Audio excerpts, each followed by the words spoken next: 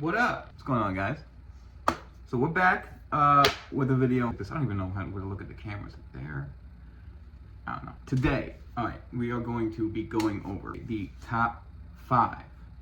Again, look at the camera, Alex. Top 5 biggest, or should I say, the best open world game maps that I've ever played. Ta-da! Okay, and this list was hard to make.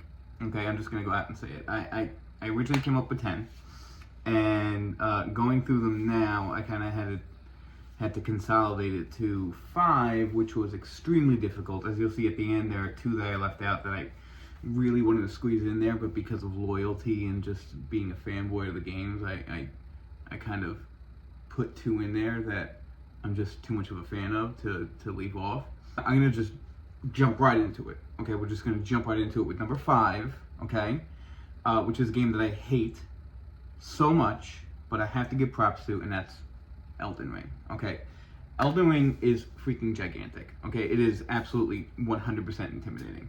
Starting away in Limgrave, when you're a beansy, tiny little insignificant player, it is really just you can be just shell shocked. Running into that giant freaking dude in the Golden Knight that just whomps your ass as soon as you freaking step 2 feet into the game. I remember the first time I ever played the game, and I didn't know, because I wasn't a Souls guy, you know, so I didn't know what those interactive like cum stains on the floor were. But when I was going up to them and interacting with them, I'm like, why are these people fucking getting destroyed?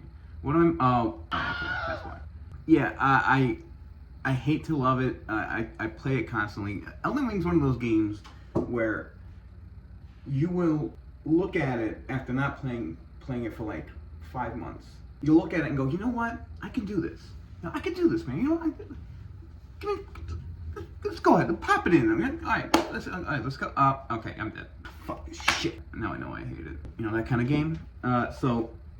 But it's just too good to just leave off the shelf. So I am like 25% into that game and can't get past. I think I haven't made it to the Eternal Cities yet, but you know, making way from Limgrave to Liurnia and then finally getting to the Eternal Cities. I mean, that is a battle. Right? It is massive.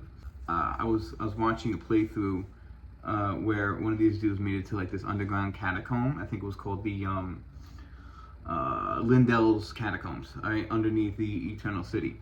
And when he got into it, it was like this sewer area where you had to like, you know, mosh some zombies up. This gigantic, ugly-looking freaking thing you have to take down. As soon as you're done with it, okay, and you're rewarded, because when you get through the sewer and you get into the catacombs, and you defeat everything, you're like, oh, great, you know, I got my rewards, you know, I'm gonna get the hell out of here. And then you get the hell out of here and you realize the whole freaking map changed on your ass. All right, the exit isn't where it was. All right, the enemies weren't where they were supposed to be. The whole game just decided to say, fuck you, we're gonna make this fucking difficult for you, and that's partially why I hate the game, but you gotta give it props. So, number 5, Elden Ring. Going forward, number 4. Now, this is a game near and dear to my heart.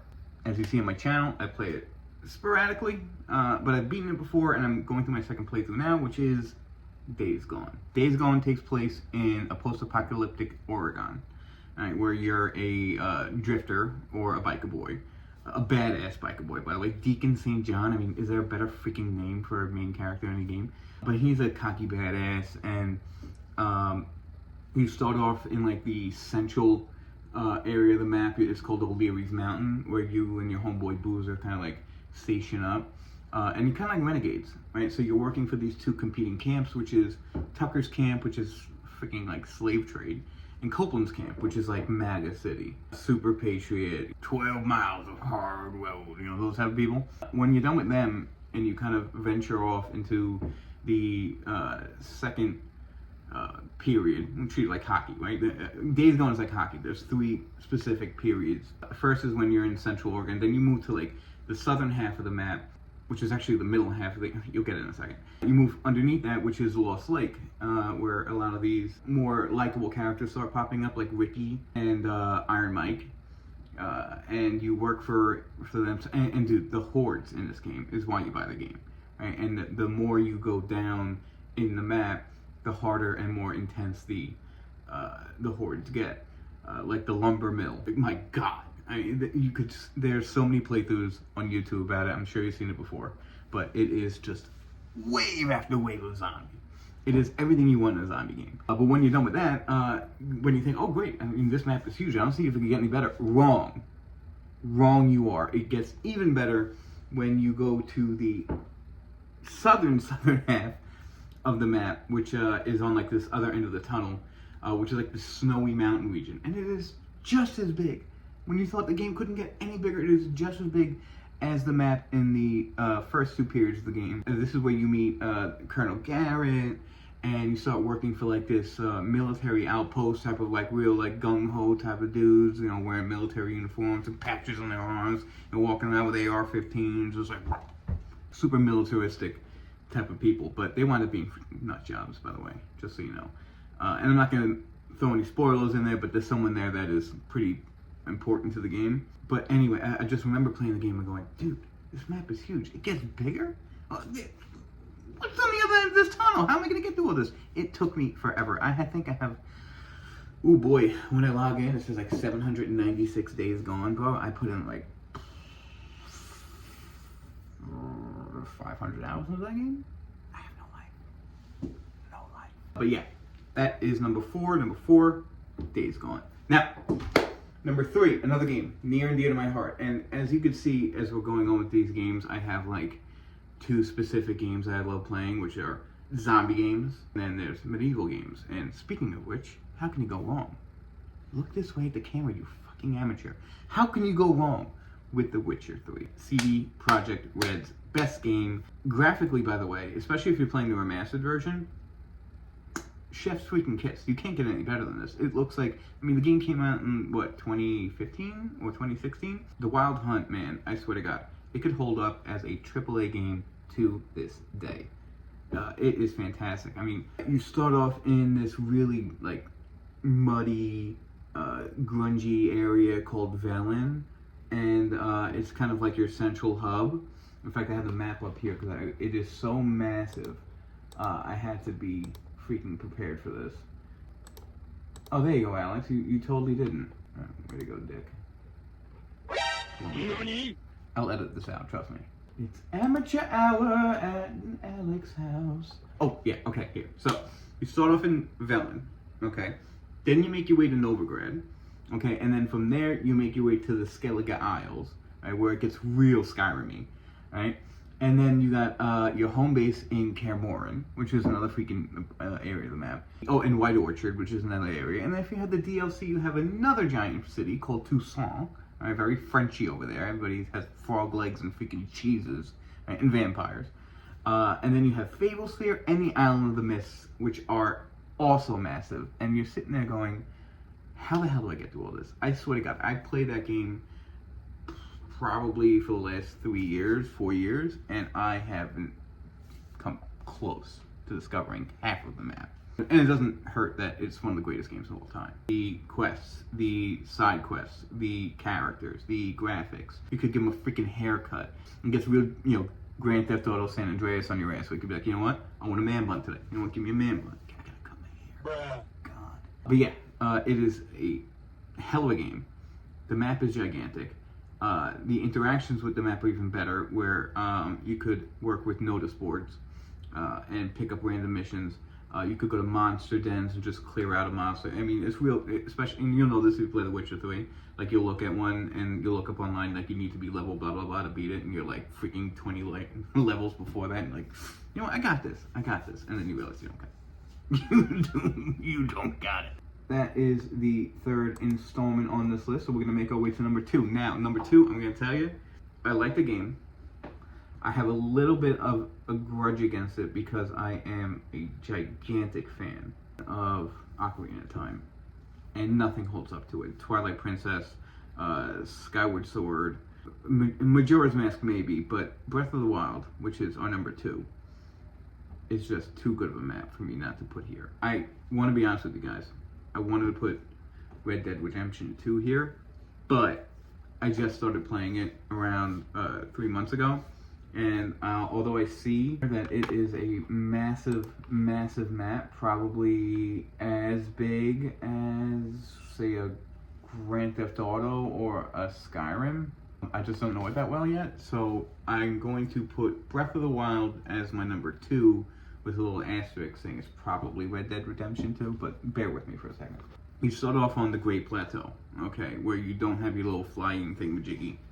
And you're kind of stuck there, but when you get off there and you start heading into Central Hyrule, I mean, the whole map starts freaking opening up.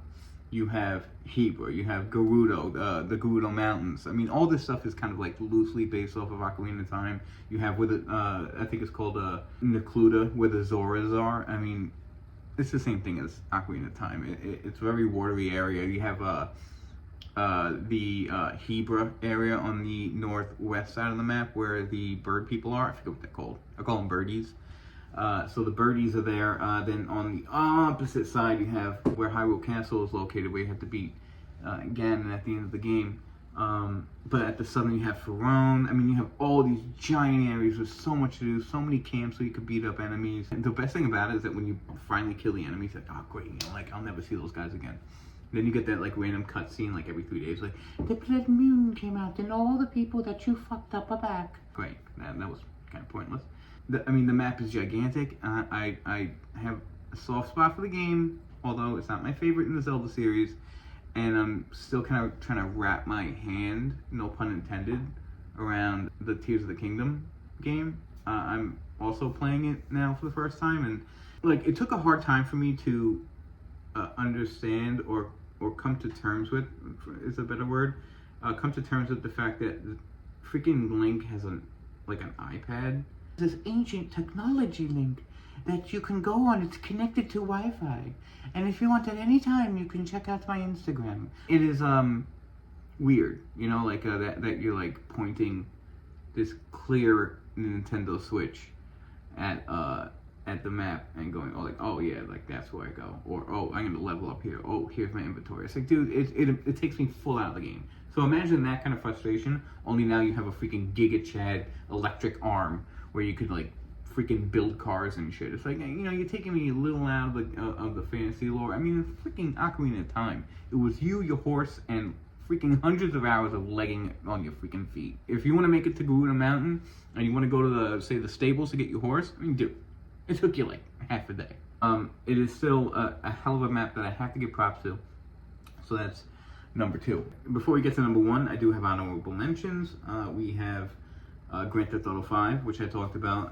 Baldur's Gate 3 is a PC game that I just got into, which is freaking amazing. They talk about high fantasy, that's on another level. That is definitely on this list. And again, Red Dead Redemption 2, and kinda Ghost of Tsushima. I mean, I beat that game, and it was another one of those things where it's like you thought the map was over, and then boom! Like, oh, there's another half of this map. Like, you could zoom out of that map and see like the entire island. I go, holy shit, they really did map this to scale. Because it's taking me like 6 days without fast travel. Which, thank God for fast travel in that game. Because, whoo boy. But yeah, I'll throw that on here as well. So getting to number 1. Right? Number 1 game of all time with the best open world map I've ever played has to be... It's Skyrim, guys. I mean, I fucking love the Elder Scrolls. It will always be my favorite game. And let me tell you why, okay? I like Skyrim's open world so much. Not only because it's realistic and kind of like drawn out territory-wise, split off between 2 rivaling factions in a war, which is really cool. It's like, where does Whiterun's allegiance run? Where does Dawnstar's allegiance run? Where does Markarth's allegiance run? You know, half of them don't even give a shit about the Empire. Half of them are like all for it. Dude, this is our freaking territory. This is not the Imperials. Let's freaking chop some heads off. And let's just chop the heads off. That definitely adds a level of interest that I can't get into in other games. Castle Volkihar, Solstheim, and DLCs. I mean, expand it even further. I mean, Solstheim is giant. If you ever had the chance to really went through that thing and check out every nook and cranny, my goodness, there are hours upon hours upon hours upon days upon days upon weeks upon months of gameplay in that. But even more so, and I know this is kind of like another asterisk in it, but Skyrim also has new land and quest mods that expand the world even further. Some of my best new land and quest mods from Skyrim PC and Xbox. There's one called Beyond Reach, where you can go past Markarth into like the eastern side of High Rock, and it is a massive map as well, with 3 brand new cities, its own lore, its own language, its own people and customs. It is fantastic. There is Vigilance. Now, Vigilance not only takes you on this wild ride with a 4-part series, but it brings you into a plane of Oblivion, which is another really cool thing. Not only is there this existing land around you that you are traversing, but there's this spiritual world where each god or demigod has their own plane where they could chill on and rule. And in Vigilance, it brings you to Molag Balls, he's like the demigod of freaking like torture and dominance. He's like a real S&M dude. It brings you to his plane of Oblivion, which is basically the Empire City in complete turmoil from like years and years ago.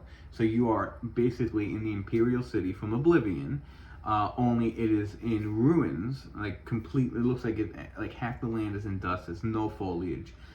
There are demons, and it's basically whoever's in charge is like the biggest badass. It's like prison, right?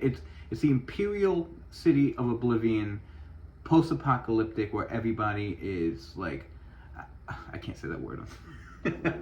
A house dude, right, in prison, like a real top dog. As Andrew Tate would say, a real top G, you know? Only if G stood for God, you're a douchebag. Worm's Tooth is another quest mod where or Midwood Isle is another quest mod where there are so many other areas you can go to. And if you look at the map of Tamriel, I mean, my goodness, it is huge. Skyrim is this big on a map this big. Independent developers are working on something called it's like Open Skyrim or something like that, or Beyond Skyrim, I believe, where they're working on each part of the map as its own modded territory with its own quests and NPCs and characters and stuff. It is going to be a massive, massive mod, and it's all like freaking people, dude. Like, that's why I put Skyrim at number 1, right? It's not only that the map is great, it's not only that the game is great, but the community makes it a great game. It makes it number 1 on this list. And that is where we left off. If you have any questions or if you want to talk about it, comment down below, okay? If you'd like to hit that like and subscribe button, please feel free to do so. I don't think I earned it yet, but you know what? I got freaking videos coming up the wazoo, so if you want to talk to me, by all means, go down there, leave a comment, not down at my deck, but go, like, in the comment section. And, yeah, let's chat. Otherwise, talk to you later, guys.